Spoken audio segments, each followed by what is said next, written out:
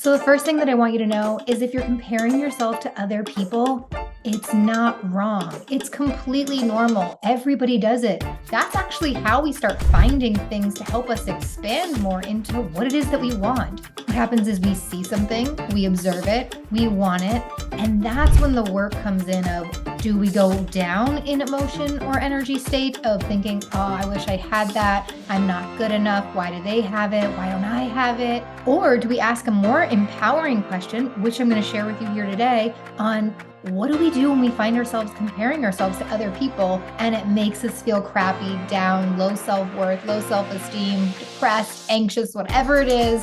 And how do we not do that anymore?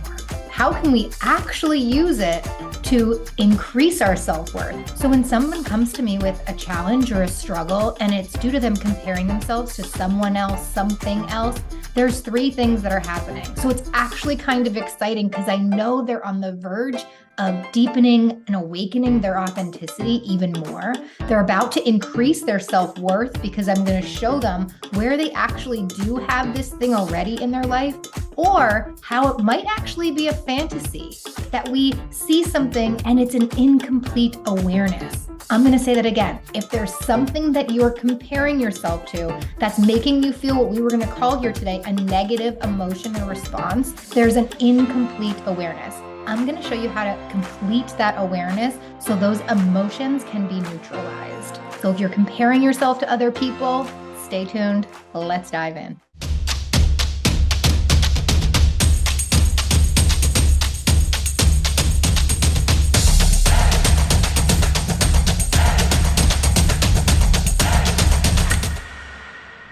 Hey, welcome back to the Jackie Senatori Show, where each week I'm helping you shift your mindset, clear your energy to really help you create a life that you truly love. We're not here just to live a fantasy life that's removed of all challenges.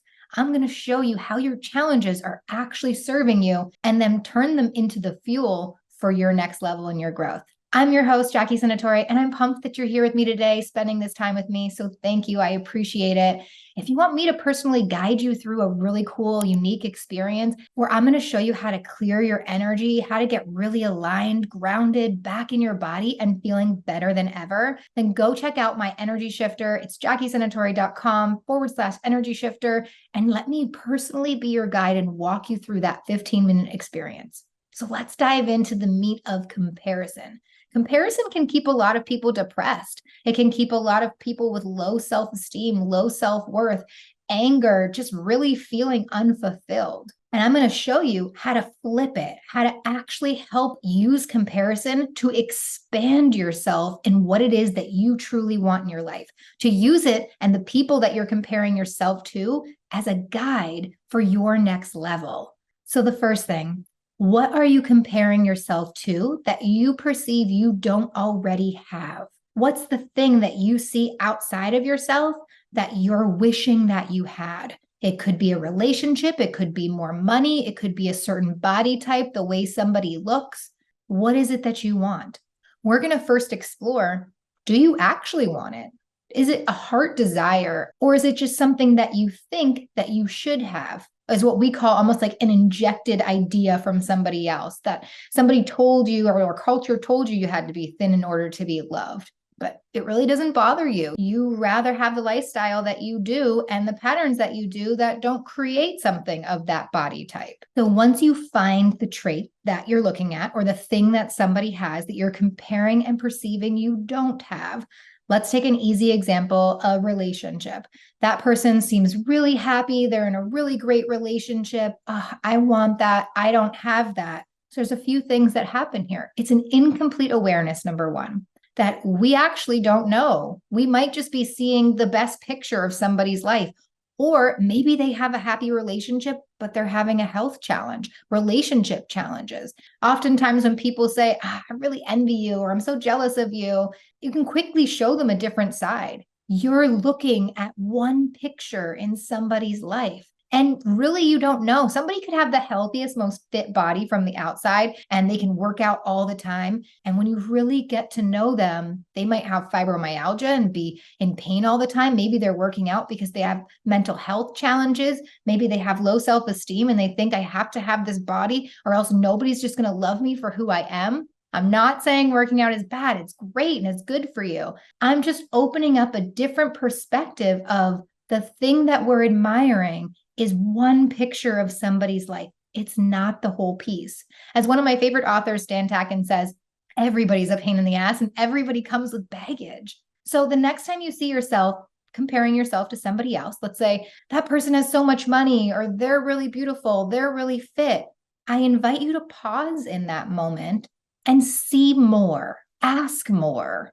Maybe that person is making a lot of money, but they work really hard, or they don't get to see their kids so much because they're always working and they put work above everything else to achieve that. I'm an entrepreneur and people can say, oh, you're so lucky to do that. It comes with its challenges. It comes with a lot of work. It comes with stretching and growing and overcoming things constantly. It comes with a lot of uncertainty. Some people that work a 9-to-5 job, they couldn't handle or they don't want to handle that uncertainty. So we're admiring things without seeing what it actually takes to have that. So the next step is, okay, you want that. We're going to use it as an expander because it could be a good thing, right? So we see that person has a really great relationship or they have a better work-life balance. I want that. Great. Let's write it down. This is what I think in this moment that I want. So let's take it one step further. What does it take to have that? So if we take the example of a relationship, I can't tell you how many people I've worked with that have been single and then come and work with me. And yes, they do meet a partner, but there's a journey in order to get to meet that partner.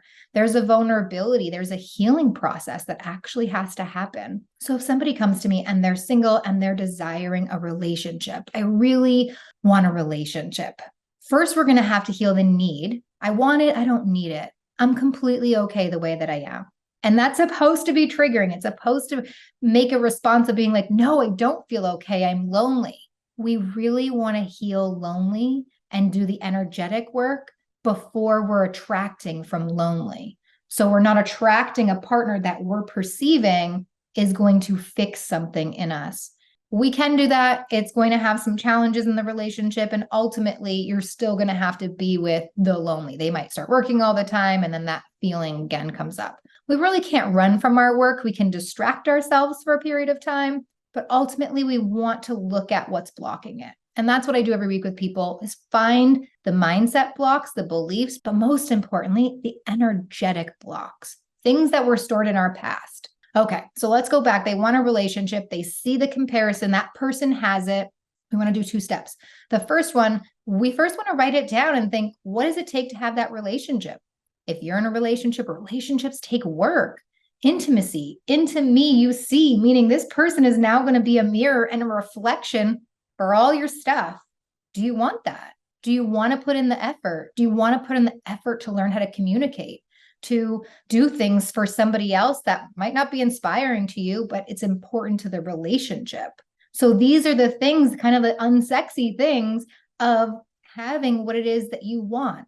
So let's take weight for an example, because that's a big one for people. They compare their body to somebody else. And often it's somebody that goes to the gym 5 times a week, or maybe has a more restricted and choosing diet, and they live a different lifestyle. Do you want to do that? And the thing here is, it's okay that you don't. Most people say that they want something, but they actually don't. Because if you wanted it, you would do the work that it takes to get there. So where we really want to get to with this and heal it is, I'm okay with the way things are. One of the biggest statements that is so hard sometimes to be with is that life is perfect for the way that you want it to be right now.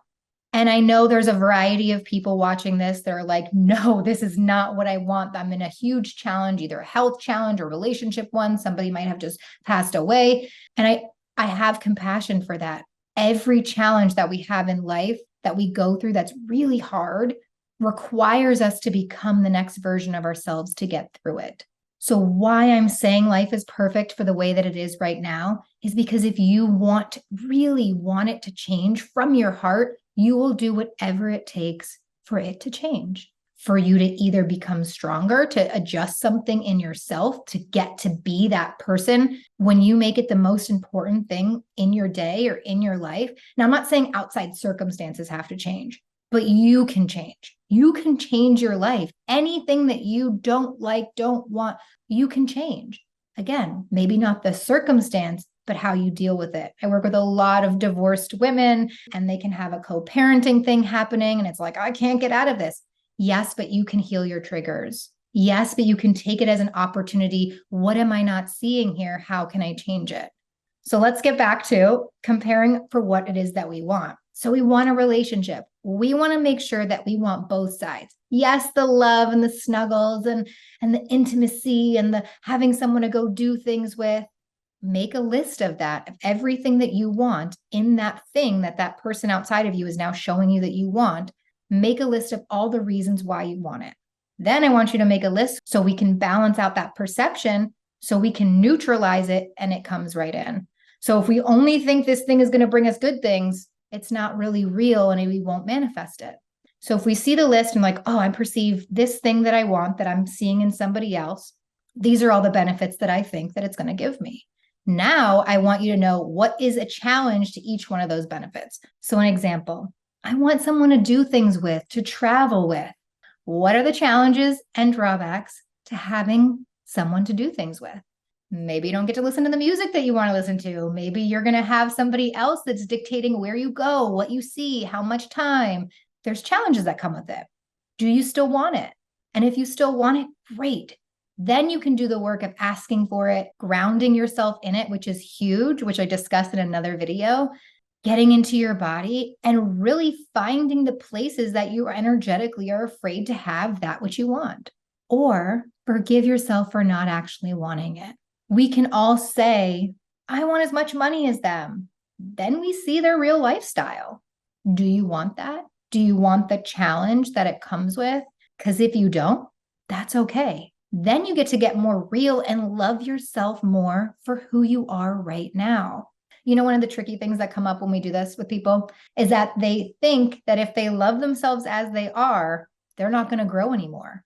It's impossible not to grow. You're going to grow. You're just going to become more present and have more ease and appreciation for yourself. And when you're in that vibration, let me tell you, you start attracting from self-worth, self-love. I love who I am right now. Then you can see things outside of yourself and other people. And when you compare, you're like, I'd love to have that. It no longer energetically or emotionally drops you. You get to have a new skill set now, being like, thank you for showing me that. Let me inquire and do the work. Do I really want that? Or am I just fantasizing about what I think that's going to give me? So let's recap on this one really quick. You're out somewhere, you see something, you compare yourself, and your energy drops. You may feel like a negative emotion or down on yourself. And then you're going to be like, I remember what Jackie said. I remember that. What is it that I'm comparing? And then get really specific on what it is that you see in that person that you want. They're going to help you grow, expand, and lead you to more self-worth. So now, anytime you compare yourself, you're going to know exactly what to do. What is it? Get really specific. They have more money. Their body looks a certain way. They have a relationship they want. They seem really energized. Great. Make that list. What are all the benefits if you had that right now? And then make the list of the drawbacks. And at the end of it, ask yourself, do I really want it? So I want to highlight one little thing here, because sometimes we're like, no, I know that person and they just make $1 million and they work 4 hours a week. There's more to it.